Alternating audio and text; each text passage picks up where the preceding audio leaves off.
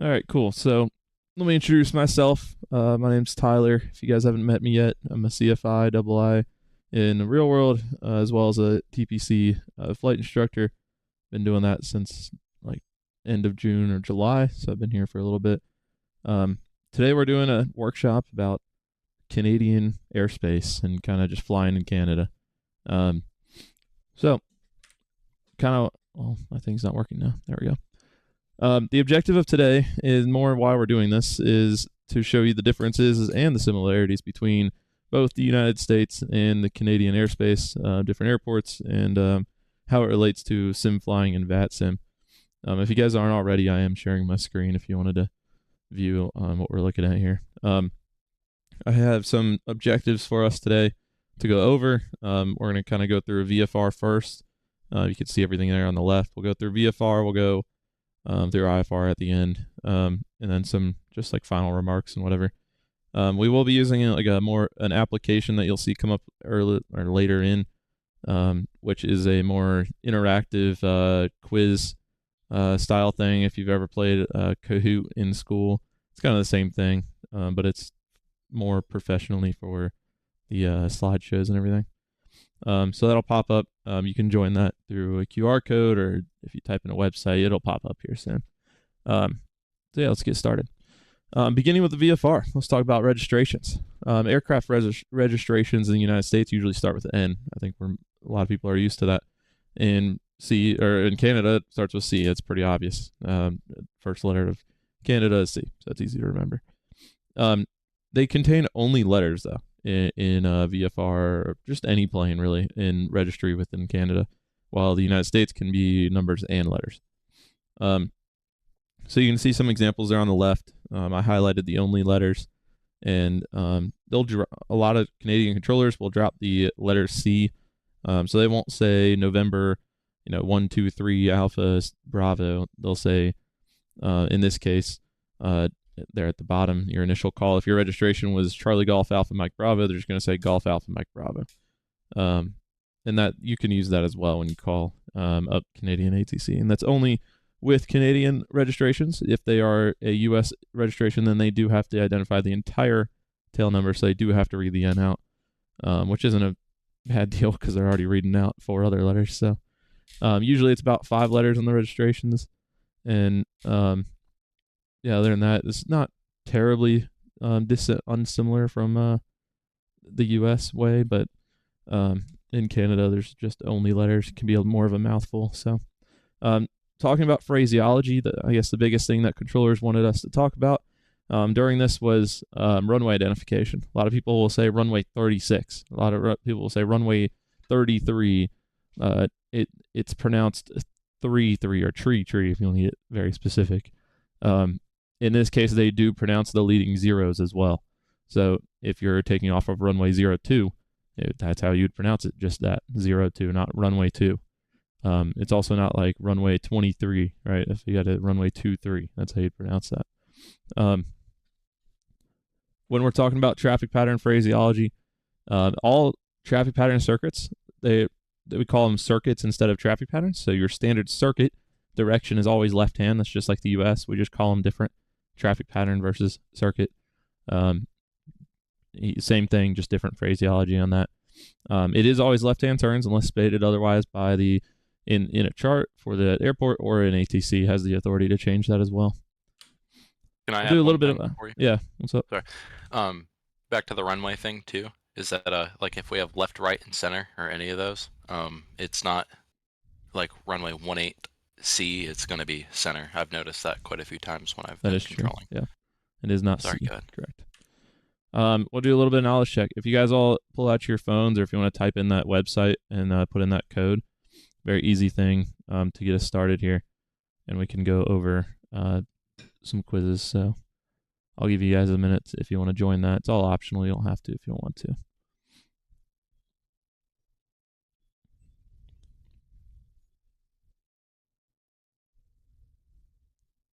Why not, right? What's that? Why not? Why not? Yeah, why not? It's interactive. It'll help you remember.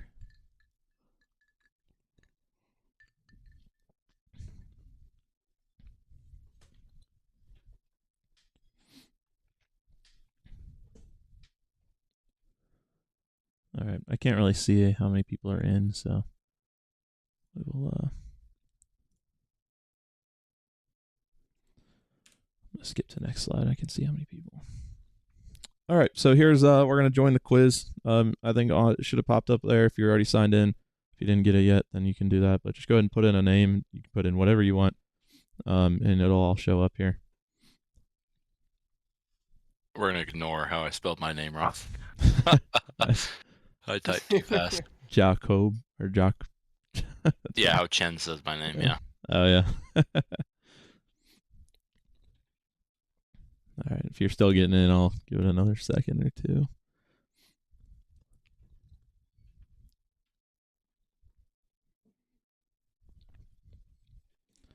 All right, it should pop up on your phone that there's a quiz coming in. On the left side, or on whatever you're using, phone or desktop, whatever. On the left side, there is a Q&A box. So if you do need to ask a question, you don't want to interrupt me speaking or something, you don't want to say it out loud, feel free to type it in that Q&A box, and you can see everyone else's question. Feel free to upvote that as well, and something we can talk about. I see you guys are using it more as a chat room than a question and answer room, but okay.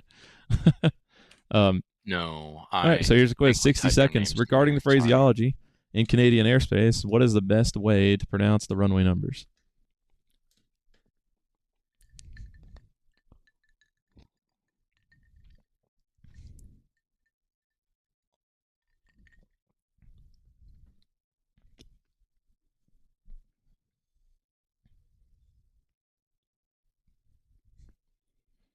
All right, looks like you guys all got it right. Nice job. There's the leaderboard for you. Jacob's going to be quick because he cheated. All right, let's talk about flying VFR. So while you're flying the actual airplane, I'll reiterate the traffic pattern altitude is always to the left, but it's also at 1,000 feet above ground level.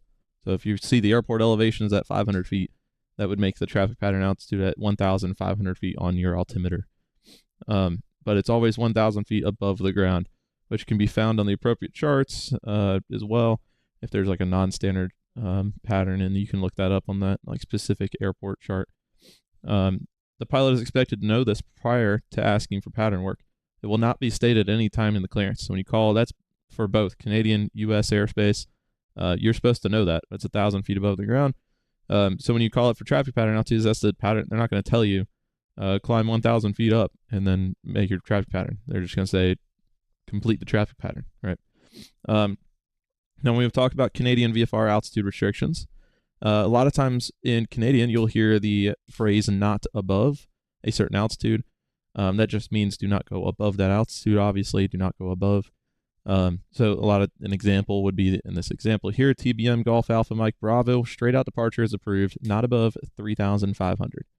It is pretty rare to receive and maintain a specific altitude unless there are operational requirements such as like scenic tours, traffic requirement, and then those are really only issued around Class Charlie or Class Delta airports there. On the U.S. side, U.S. VFR altitude restrictions, instead of the not above, you will hear maintain VFR at, above, below. So maintain VFR at or below 2,500, whatever it is. So yeah, that's an example right there. November 123 Alpha Bravo, maintain VFR at or below 3,500. Same thing, it's also pretty rare to receive that specific altitude unless for operational requirements. Most of the time, these restrictions for altitude only apply to radar-controlled environments such as a Class Bravo or Class Charlie airspace. Not to say a Class Delta can't give it to you, but it's pretty rare to have those. And then once we talk about a little more stuff on altitude, U.S. cruising and Canadian cruising altitudes for VFR are thousands plus 500. They don't start until 3,000 feet above the ground, though. So at cruising altitude at 3,000 feet, well, it can't be 3,000. It needs to be 3,500. Can't be 4,000. It needs to be 4,500. Now, if you're going east there at the bottom, it's highlighted. East is odd, plus 500. So you're going east, it needs to be 3,000, 5,000, 7,000, 9,000, but plus 500, 3,500, 5,500, 7,500, right? Those are correct VFR altitudes. If you're going west, it's the evens, 4,500, 6,500. Cool, knowledge check. What is a standard traffic pattern altitude that is found within the United States and Canadian airspace?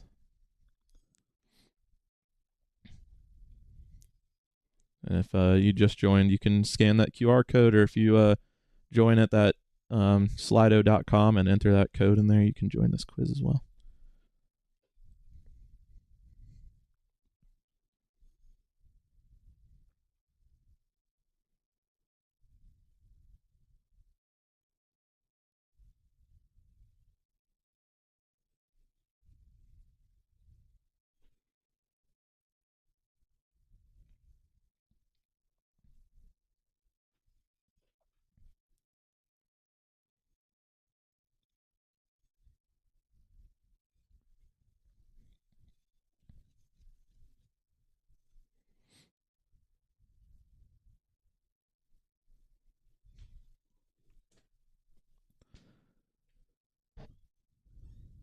Alrighty.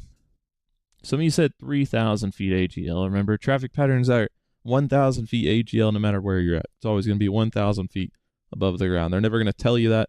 It will tell you, it will always be, if it is a non-standard, it'll be in the airport diagram or airport charts, like this airport chart supplement within the US, something like that.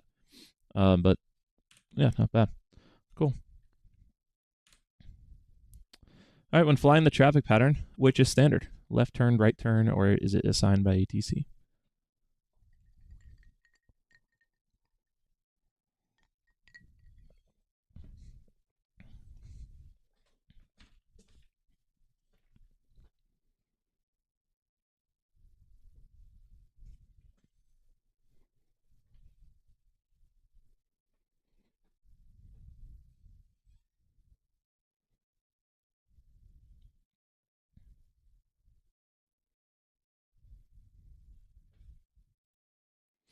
Awesome, nice job. Everyone got that one right. All right, you are flying from Toronto to Montreal. This route is an eastbound direction, which is a valid VFR cruise altitude.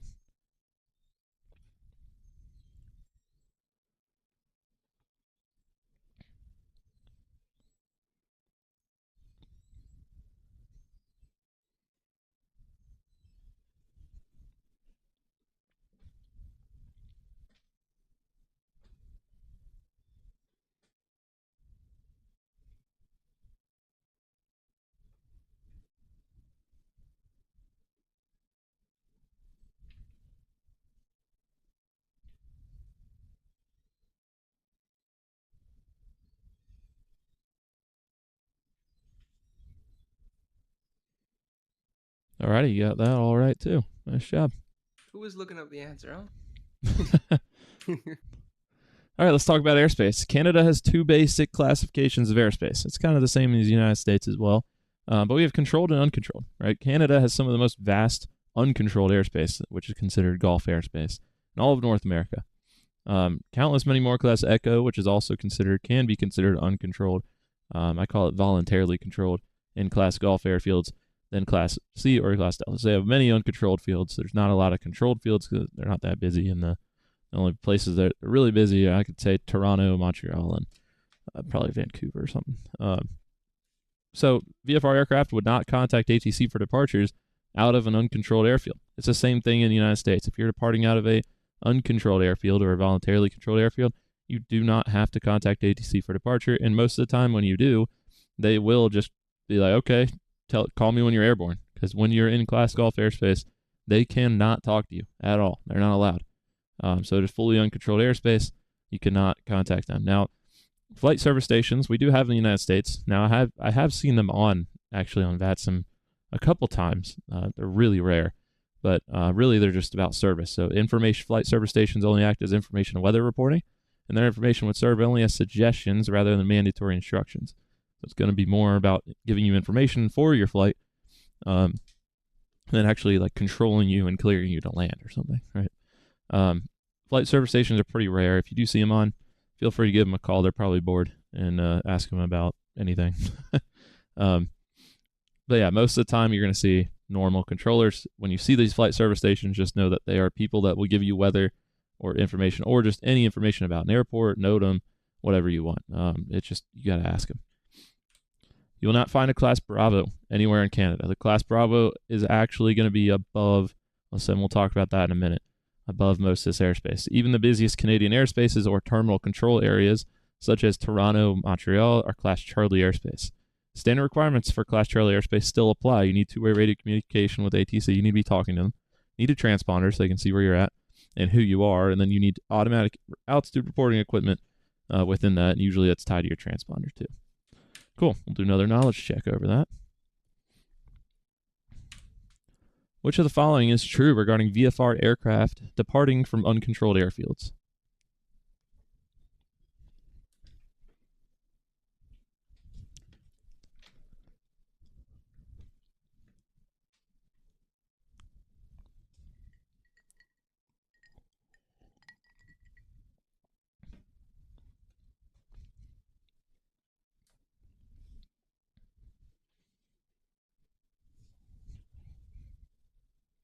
All right.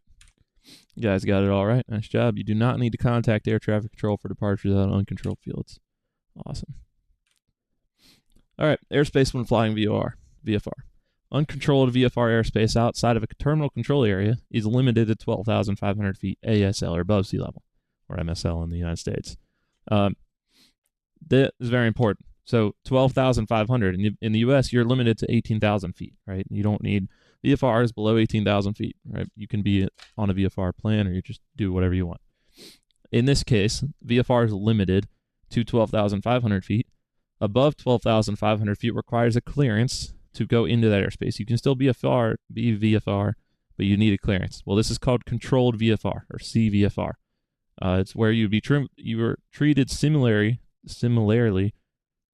I can't speak, to an IFR aircraft.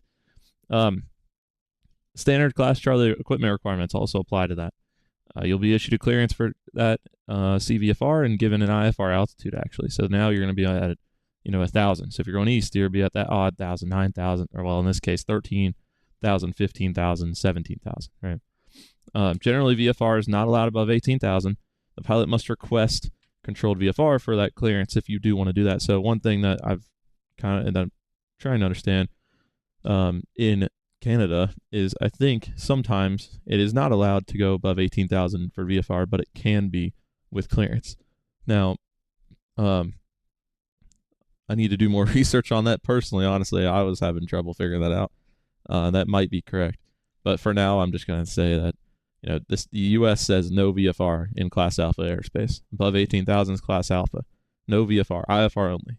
I would follow that advice for Canada as well, because that is generally not allowed. Now, what is controlled VFR especially? Controlled VFR flight is a type of flight in Canada that takes place under visual flight rules, but with air traffic control clearance and guidance. CVFR is used in areas where aviation authorities deem it safe to allow VFR flight, but where some ATC separation and guidance are required. Pilots flying in CVFR do not need to be IFR rated. They are responsible for maintaining visual reference to the ground and VFR flight at all times. So the key word in there is you have to maintain visual reference to the ground. In the U.S., you actually do not need to. You could fly over an overcast layer of clouds, not be able to see the ground, and you'd be fine as long as you're maintaining your cloud clearance and visibility requirements. In this, you have to see the ground and maintain cloud clearance and visibility requirements at all times. ATC will provide you headings and altitudes for pilots to fly at, as well as conflict resolution and separation. Just what we talked about, controlled VFR, you're going to be treated like an IFR aircraft, but you're still VFR, so a little less restrictive. CVFR is common in Canadian Class Bravo airspace. That Bravo airspace is what they call 12,500 all the way up to 18,000. That's their Bravo, and then Alpha sits on top of that. And all aircraft require ATC clearance to fly in that 12,000 to 10,000. So awesome. We'll do another knowledge check over that information.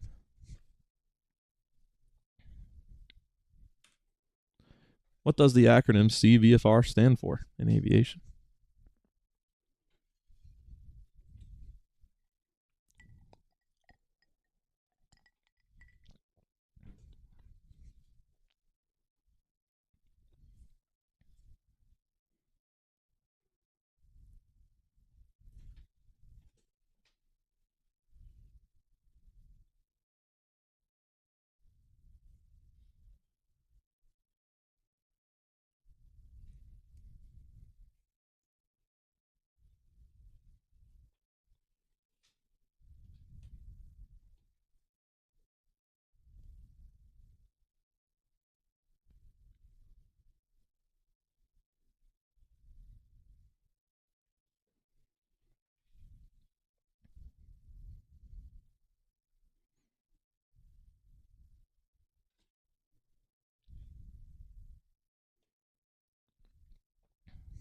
Alrighty, looks like one person didn't get to it, but yeah, controlled visual flight rules. Nice job. Awesome. Alrighty, Jacob's still cheating. All right. ChatGTP. Damn, Jacob. When is controlled Recording the visual whole- flight rules required?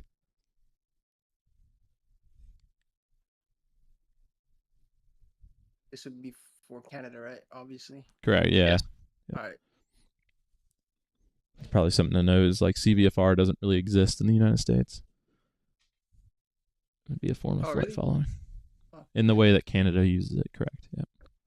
oh, nice. Yeah, Cool, yes. CVFR is basically just like flight following, except they require you to have it at 12.5 in Canada. Pretty much. Yep. So I don't know who said the entering any controlled airspace, but just for that one, if you're going into controlled airspace, you could consider that a correct answer as well. That above 12,500, you could consider that it's controlled airspace, even though it's technically uncontrolled airspace, but they require you to have a clearance to go into it. So I mean, you can consider it controlled as well. So I wouldn't consider that entirely wrong. But when you're flying above 12,500 feet ASL or above the sea level, that's when it's actually required. That is what's stated in the regulations. Cool. Jacob's still cheating. ChatGTP, man. Are pilots required to be IFR rated to fly under CVFR, controlled VFR?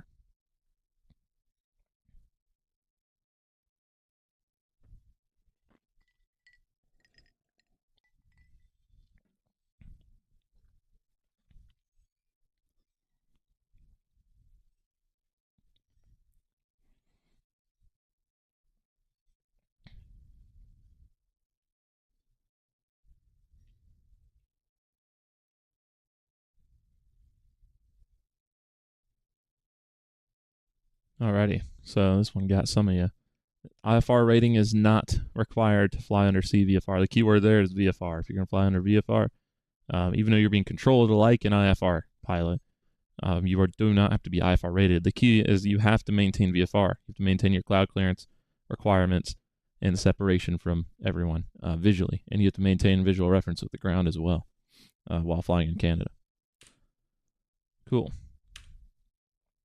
All right, let's talk about flying VFR when you contact ATC. They want you to contact them about 10 minutes prior to entering the zone. So instead of, we kind of use distance in the United States, they've been saying distance or minutes. So 10 minutes prior to entering the zone, do not enter the airspace without appropriate approval. So don't cross the airspace line unless you have talked to them and you got approval to come in. So you are expected to be made a second priority to IFR traffic in these control zones. The fact that you are maintaining visual and you are on your own, kind of, it comes back to that IFR aircraft might not be able to see out their window at that certain time. So they're treated a little more important than VFR aircraft, which they could say stand by and you could go fly around and do circles because you can see what you're doing, right? So that's one of the reasons that you might be made a secondary priority, especially if it's really busy. If you fly into Toronto during an event, they're probably going to stand by and you're going to have to do some circles while they try to work you in. All right, here's some of the questions you guys have been asking. I saw, is there a civil air patrol but with Mounties? I have no clue, to be honest with you. That's something that we'd have to look I up. forget what they're called, but there is a Canadian version of Civil Air Patrol. I don't know Is what there? you mean, Okay. but with Mounties, but yes, there is. Interesting. And then, yeah, Adam read the question wrong. All right. IFR time. Let's move on over to IFR. We got similarities and differences. The biggest similarity between the U.S. and the United States is transition altitude. It's 18,000. That's one of the nice things about when you go fly in, even Mexico, they have different transition altitude. Even in Europe, it's all variable, right? So in the U.S. and Canada, it's very easy. It's at 18,000 feet. Now, so above 18,000, you're on standard pressure. Below 18,000, you're flying on the issued altimeter setting for that area. Now, however, some VATSIM controllers have noticed some people have been switching when they get cleared to a flight level. Let's say climb and maintain flight level 200, they'll switch to standard pressure. Do not switch to standard pressure unless you are crossing 18,000 feet at that time. So you need to wait till you're crossing 18,000 and then vice versa on the descent. If you're descending down and they said descend and maintain 1,000, then you go down 11,000, but don't set the local altimeter setting until you cross that 18,000 feet. Everyone above 18,000 is supposed to be on standard altimeter. Now, over the differences, the big one on this is departures. We're going to talk about the departures. It's kind of nice in Canada. There's only hybrid departures, so there are no RNAV SID waypoint departures in Canada. Now, that might be a little confusing for that. What that means is there's no pilot nav. So in the U.S., we have pilot nav, radar vectored, and hybrid, which pilot nav is you take off and you're on LNAV or something, you're on nav. You're following a GPS plan, or even you could follow VOR stuff. But there is a procedure from the point where you take off at, and there's a procedure for you to follow without ATC having to tell you to turn and do anything. A radar vector departure is literally that. You take off and on a certain heading, and then ATC will take over and give you vectors to on course, right?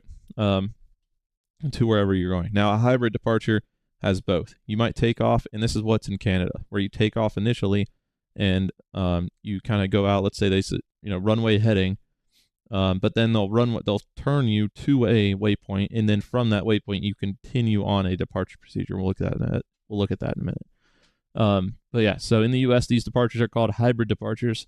I think they're called the same in Canada as well. So a hybrid SID is a departure that combines elements of both the pilot nav and radar vector departures.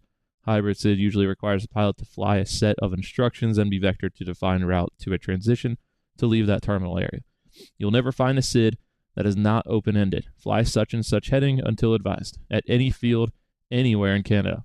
There may be certain departures off certain runways that include a turn at or above certain altitude, but that turn will still have the caveat of heading. So you might see something that says climb to 2,000 feet on runway heading, then turn left heading 200. Expect radar vectors to, the transition, whatever it is. So do not turn on course ever.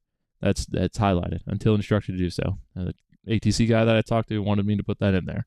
But yes, a lot of people will take off and they'll see a discontinuity or they'll see that vector and they'll clear it and just go direct to their first waypoint. That is incorrect. So if you are ATC, did not forget about you, and your discontinuity is there for a reason. If a pilot is clearing a discontinuity in the FMS in Canada, they're likely making a pilot error. Now, if no controllers are on, take off, fly that heading for a little bit, get spaced out, make sure there's no traffic, then do the turn. So, sequence that, go direct to that first kind of waypoint after that vectors. All right. Here's kind of a snippet. This is an Ankle 5 departure out of Toronto.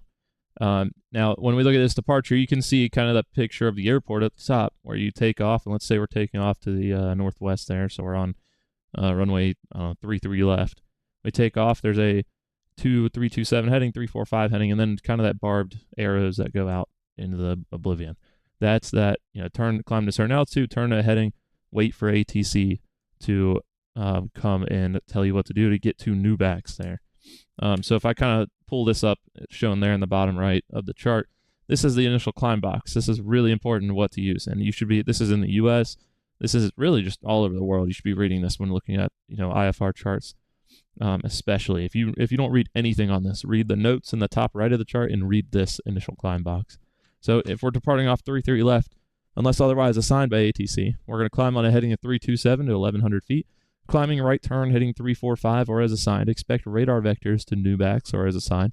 Then proceed via the depicted route. So we can see if we just do that, newbacks, Tengu, mix it gets us out of that terminal area. Now, back in this, we have altitude as well. Unless otherwise assigned by ATC, maintain 5,000 feet. So you maintain 5,000 until ATC tells you what to do. All right. Awesome. Let's do a NOS check. What altitude is transition altitude at?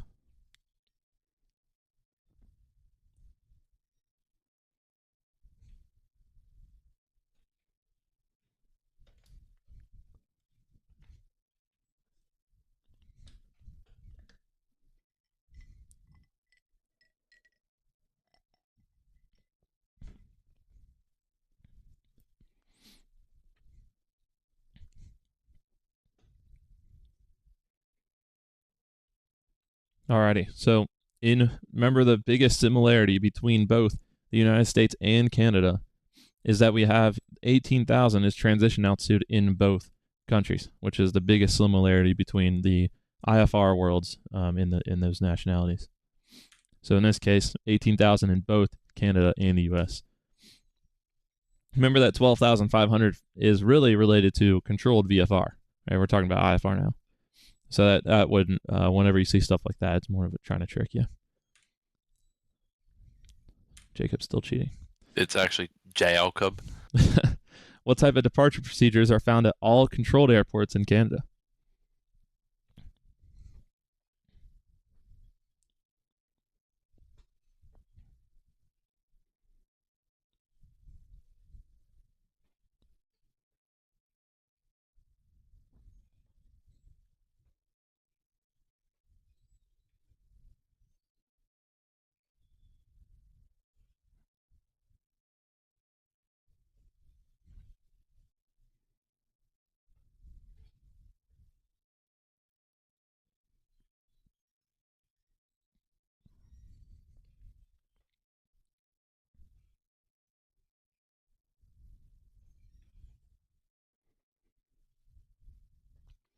Alrighty. Hybrid is the correct answer on that. Remember, the hybrid departures, pilot nav departures, are the ones where you take off and you're doing a procedure from the moment your wheels are up. And there's no form of ATC having to tell you what to do. Radar vector departures are you take off and ATC has to tell you what to do. A hybrid departure combines both.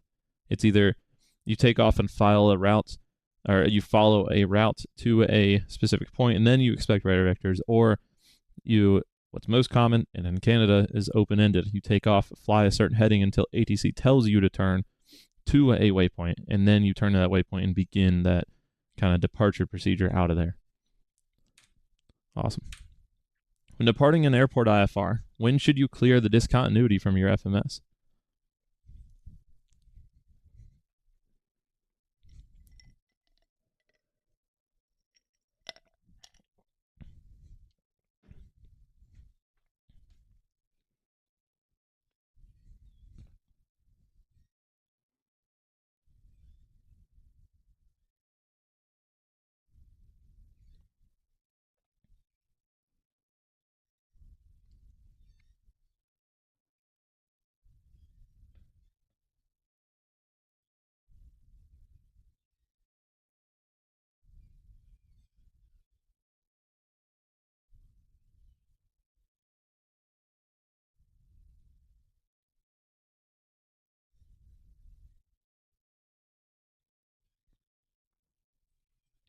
Alrighty.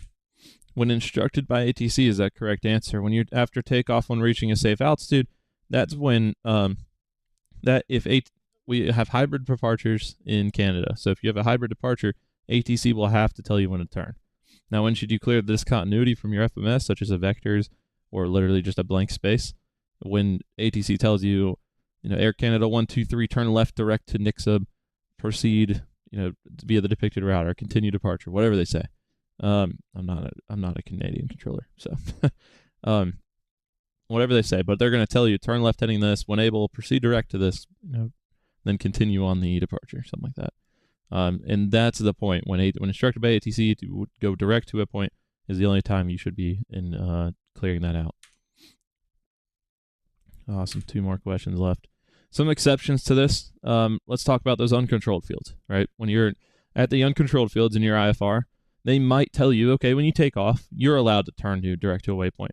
So there is an exception, and the exception is only when ATC allows you to.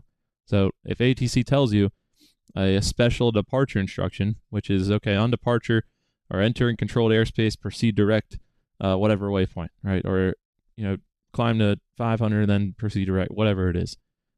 This comes on the ground pre-identification rather than post-identification.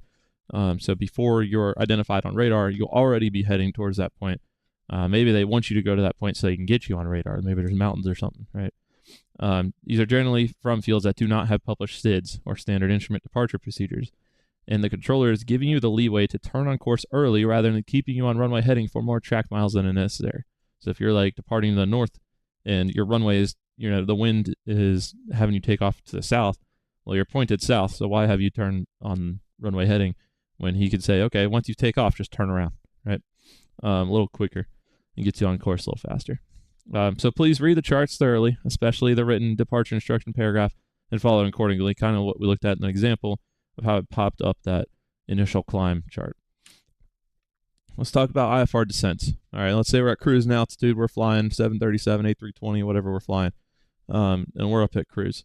Another common procedure that exists in the U.S. that does not exist in Canada is descend via. In Canada, if you're flying in like, I don't know, Miami or something, you might see American 123 descend via the frogs for arrival, right? That allows you to descend. In this case, you're going to see you will not be cleared onto that star in Canada. And then this is from quotes from the controller. Take a brief pause to let that one really sink home. If you file the star, fly the star. If ATC doesn't like it, he or she will change it. In the U.S., you will be issued descend via the blank arrival, as I already kind of explained. You will be given altitudes to descend to during your star while in Canadian airspace. So Canadian airspace, they're going to say descend, maintain 11,000, something like that. These altitudes you are issued do not supersede the restrictions in the chart. If you have altitude restrictions and they said descend and maintain 11,000, you still need to follow those altitude restrictions. In the U.S., when they say descend and maintain 11,000, they delete those. They're taking you off that arrival. In Canada, they're not taking you off the arrival. So that is one big thing. If they say descend and maintain 11,000, you better follow those other restrictions that are here. So unless specifically told descend unrestricted or altitude restrictions canceled, you are expected to follow the restrictions on the chart. We'll look at an example here. Here's a snippet from the Ragged 5 arrival into Toronto for runway 5 and 06 left or right. Or runway, I did it again, runway 5. Runway 05, runway 06 left and right. We can see the LERAT at LERAT waypoint, which is in the top right there. It has that speed restriction at 250, and then it has a not above 17,000 and not below 15,000 restriction. The local procedure is to issue the pilot 11,000 for their descent. So descend, maintain 11,000, right? Well, you still have to apply by those restrictions at LERAT, 250 knots, in between 17 and 15,000. Look at another example. This one's coming into Vancouver. So in this one is the Grizzly 7 arrival in Vancouver. You can see a not below restriction of 14,000 feet at PIZ or PIZzy, whatever you want to say it, or just PIZ. And a not above 12,000, not below 10,000. Now that's for jet aircraft. If we were flying not jet aircraft, it would have to meet the 10,000. So the local procedure is to give initial descent instructions to 12,000 feet. Once again, you would be expected to descend and hold at 14,000 feet until passing the PIZ and then continue your descent to 12,000 after initially instructed by ATC. So you'd have to stay at 14,000. Once you cross PIZ, you can go down to 12,000. At EGRET, which is technically correct because it says as long as you're 12,000 to 10,000. Awesome. Let's do a knowledge check of all that information. You're flying a star. Canadian ATC issues a directive. Air Canada 273 descent or 273 descend and maintain 11,000. Pick the statement best suited.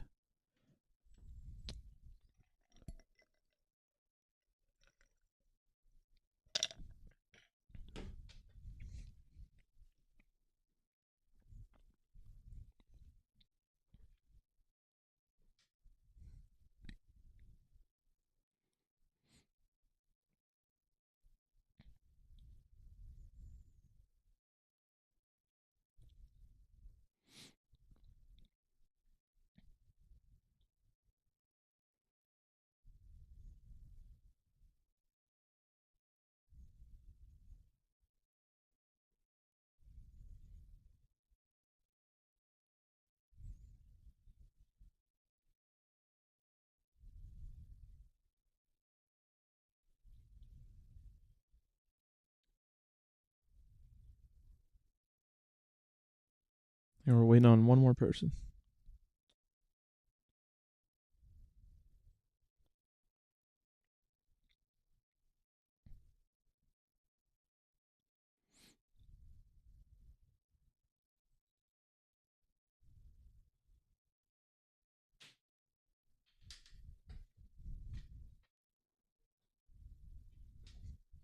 Might have been the guy that left.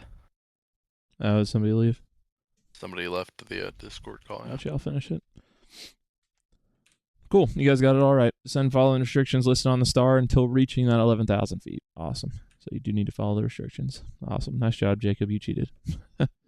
Dude, don't call me out like that. They're supposed to think I'm smart. All right. If you guys can read French, right here we have a. It says, "Do you speak French?" So no.